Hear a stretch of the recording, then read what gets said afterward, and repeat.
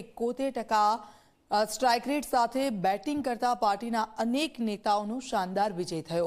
અનેક વીવીઆઈપી બેઠકો પર રસાકસીનો જંગ પણ જોવા મળ્યો અને આ વખતની ચૂંટણીમાં ભાજપે પોતાનો વોટ શેર 9.37% વધાર્યો તો આમ આદમી પાર્ટીનો વોટ શેર 10.41% ઘટી ગયો।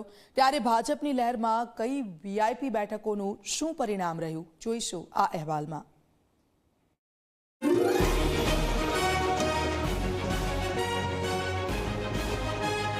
કાર્યકરોમાં અનોખો ઉત્સાહ।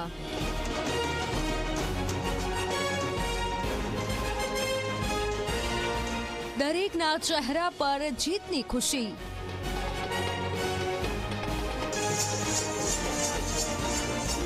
મીઠાઈઓ વહેંચાઈ રહી છે।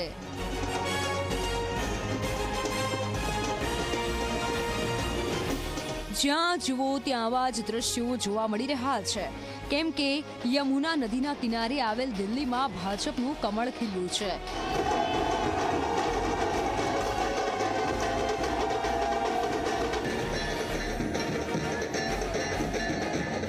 ભારતીય જનતા પાર્ટીએ શાનદાર પ્રદર્શન કરતા આમ આદમી પાર્ટીને કારમો પરાજય આપ્યો।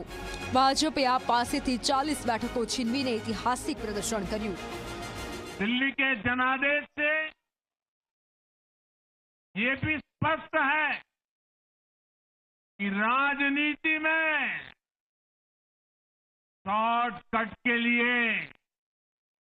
झूठ और फरेब के लिए कोई जगह नहीं है। जनता ने शॉर्टकट वाली राजनीति का शॉर्ट सर्किट कर दिया। दिल्ली विधानसभाની टॉप 10 हॉट सीटના પરિણામ પર નજર કરીએ તો ભાજપના પરવેશ વર્મા નવી દિલ્હી બેઠક પર અરવિંદ કેજરીવાલને હરાવીને જાયન્ટ કિલર સાબિત થયા। ભાજપના તરવિંદરસિંહ માનવાહે જંગપુરા બેઠક પર મનીષ સિસોદિયાને હરાવી દીધા। ભાજપના રમેશ બિધોડીનો કાલકાજી બેઠક પર પરાજય થયો।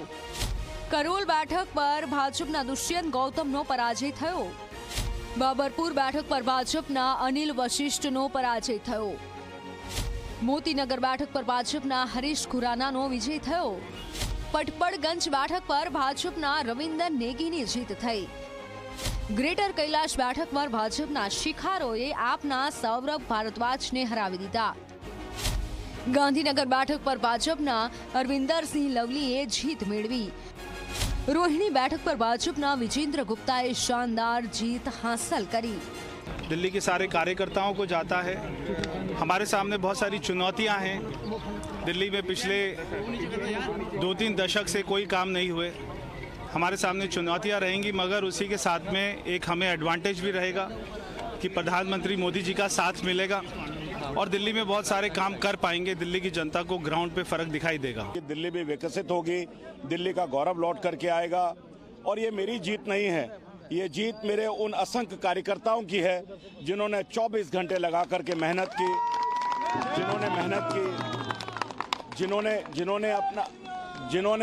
जिन्होंने अपना दिन रात लगा करके सबने इस पार्टी के कमल को खिलाने के लिए लगातार मेहनत की है।